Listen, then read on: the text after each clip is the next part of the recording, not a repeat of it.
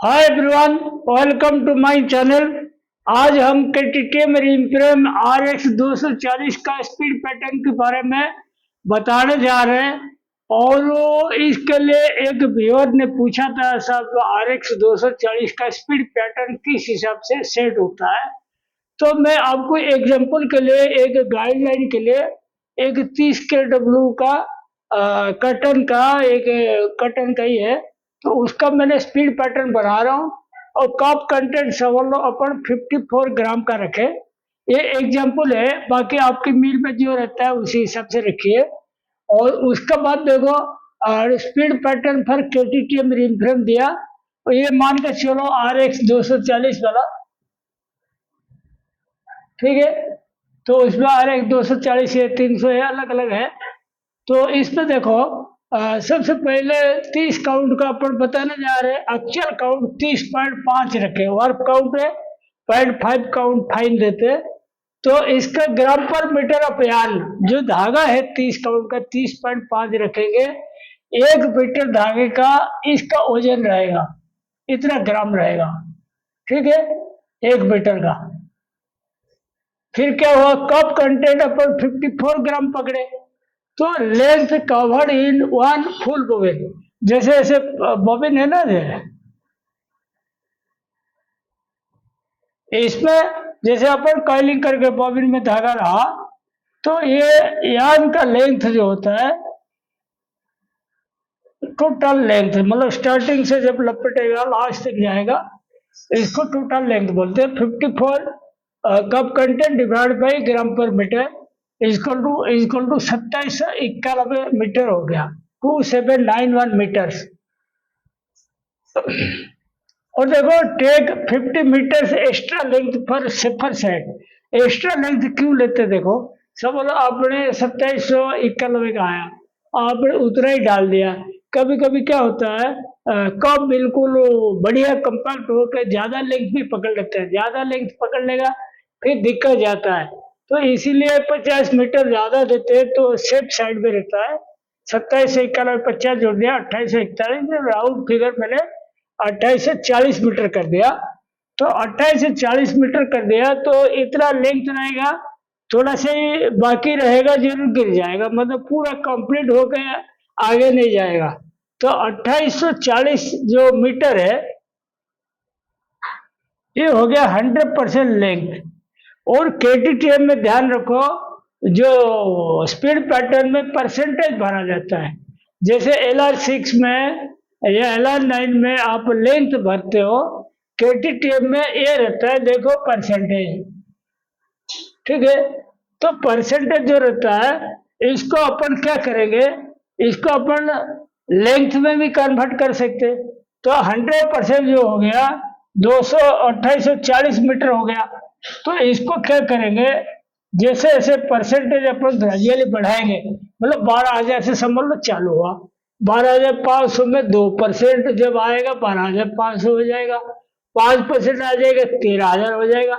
ऐसे ग्रेजुअली देखो, 13,500 10%, 14,000 15%, 14,500 20%, 15,000 25%, 15,500 30%, 16,000 40%, फिर 17,000 45%, 17,000 70%, 17,000 90%। ये जो अपना जो ज्यादा स्पीड वाला है ना, यही होता है। तो इसमें ही अपन को प्रोडक्शन ज्यादा आता है। 30% तक अपन बिल्कुल ये मीडियम स्पीड जैसा रहा, और ये रहा बटम स्पीड। बटम स्पीड हमेशा 20% तक रखना, 20 से ऊपर नहीं लेना। उसके बाद मीडियम स्पीड रहेगा, और 15% तक, और उसके बाद फिर फास्ट स्पीड हो जाएगा, तो उस हिसाब से रहेगा। और देखो लास्ट में 17,000 के बाद फिर अपन कम कर दिए 16,500। कम इसीलिए करते हैं, 90% के ऊपर जब ड्रॉप आता है ना, वो उसमें बहुत ज्यादा लोड पड़ता है, रिम फ्रेम में ट्रिपिंग होने का प्रॉब्लम रहता है।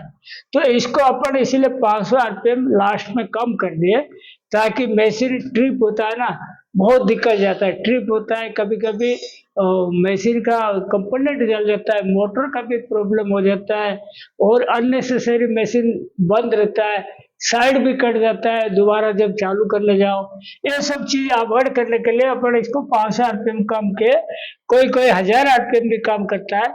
और देखो जब 2840 का लेंथ था, इसका अगर 2% देखो 57 मीटर, फिर 5% आया तो 142 मीटर।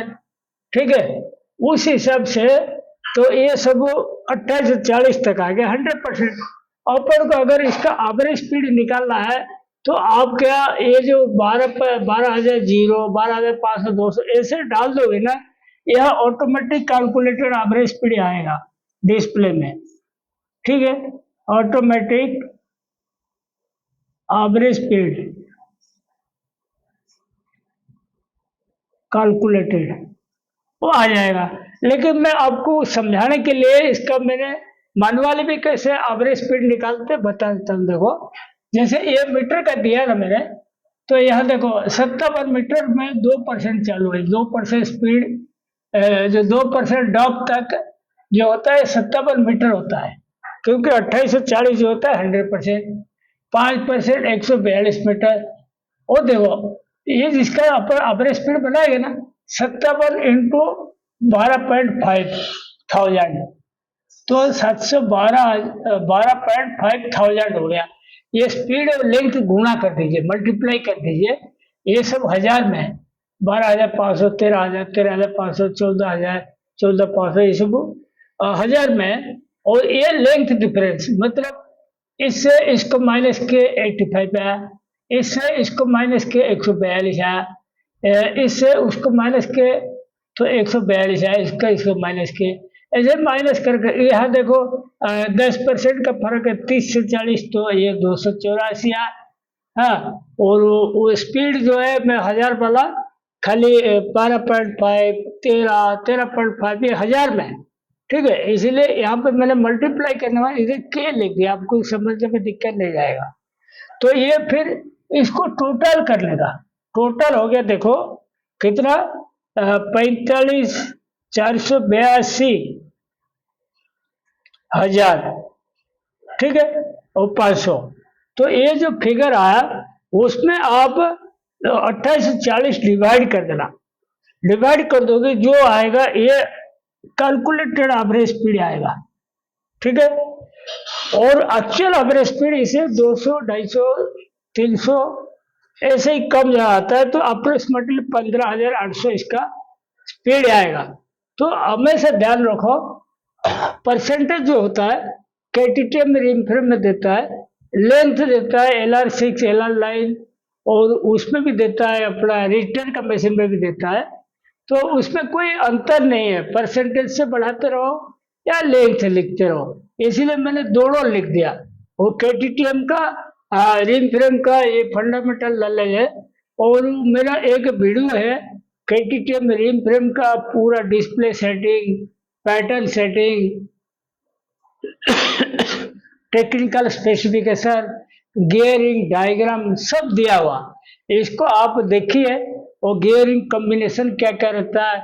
और ये आज टॉपिक समाप्त करने से पहले बहुत इम्पोर्टेंट चीज बोलता हूँ, मैं आज पूरा दिल से धन्यवाद करता हूँ जो जो मेरा मेंबर लोग है इतना बढ़िया से देख रहे हैं, और मेंबर भी आहिस्ता आहिस्ता बढ़ा रहे हैं। और हम चाहते हैं ये जो अगस्त महीना तक अपन 100 मेंबर बना लें।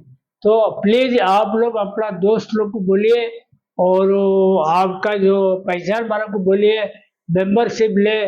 मेंबरशिप लेने से चैनल का ग्रोथ के साथ साथ आप लोग का भी ग्रोथ होगा। और आज का वीडियो मैं यहीं पे समाप्त करता हूँ। Thank you.